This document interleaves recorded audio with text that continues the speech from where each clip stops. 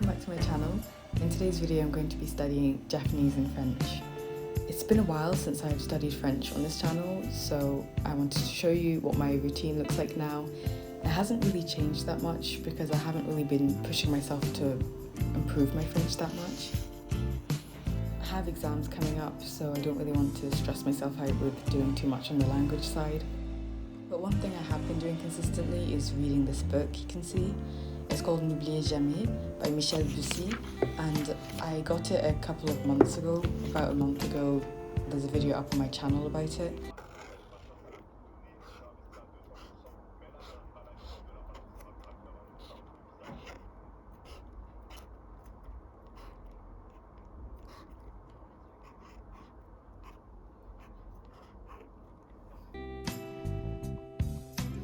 I've gotten about a quarter of the way through and I'm really enjoying it so far. It's not too difficult that I'm struggling to read through it, but it also has some words I need to look up, which is like the perfect balance of difficulty. I try to read a couple of pages every day. It used to be an entire chapter because the chapters at the beginning were very short, but now they're getting a bit longer, so I usually go for about half a chapter, maybe 5 pages in a day.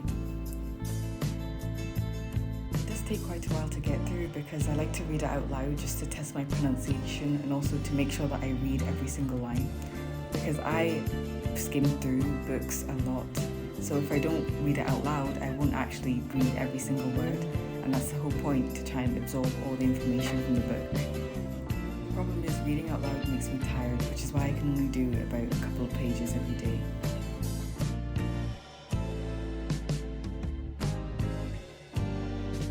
See, I'm writing down the words that I didn't know in this notebook. I like to write down the definitions in French because I find it helpful to keep my head in the target language at all times.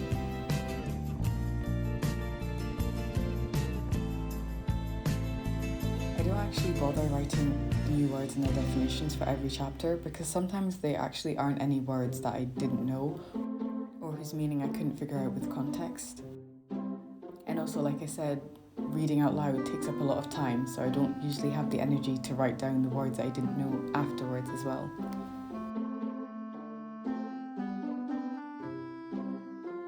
Now I'm just going to write a quick journal entry in French. I don't do that very often. The last time I did it, the other page, is about a month ago. I know how helpful it is to write, and when I start writing, I really enjoy it. But it's so difficult to muster up the energy after a long day to get out that notebook and write down in it.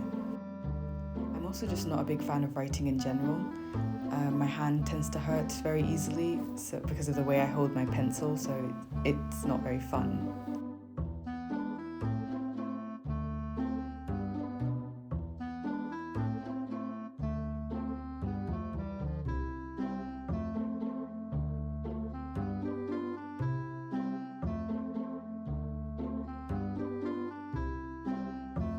Another thing that frustrates me about writing, which is entirely my fault, is the fact that I cannot spell. So I've cut out all the parts where I spend 2 minutes trying to figure out how to spell a word, or looking it up on my laptop. If any of you have any ideas of how to make journaling more fun, I'd love to hear it because I'd really want to journal more often in French and even in Japanese, but I can't manage to get the motivation to do it.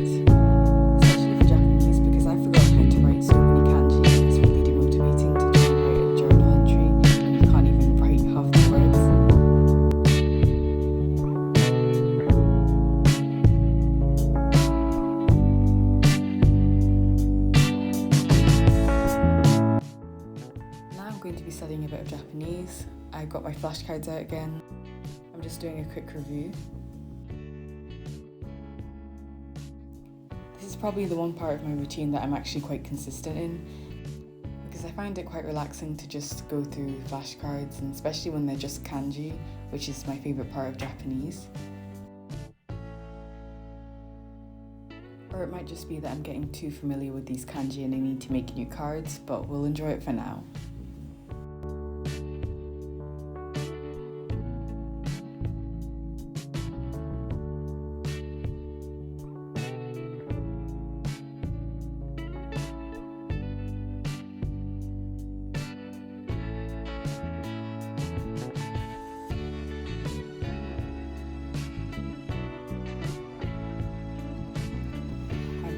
not progressing as far in this book as I was in the French book because it's a lot harder to read now that my reading skills have gone down a bit since last year.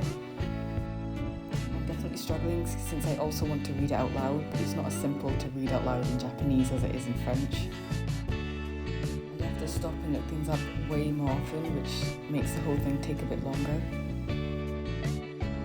I also just think that this book was a little bit too difficult for me, but I'm going to power through it since it's very short, and hopefully when I reread it, it'll be a lot easier to get through.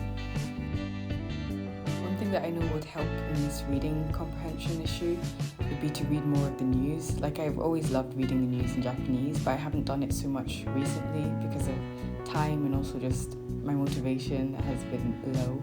But even if the news isn't related at all, it really helped elevate my reading levels and help me to recognize different kanji and stuff. So it's something that I definitely should start doing again to improve in this as well. And as usual, I'm writing down the definitions in Japanese.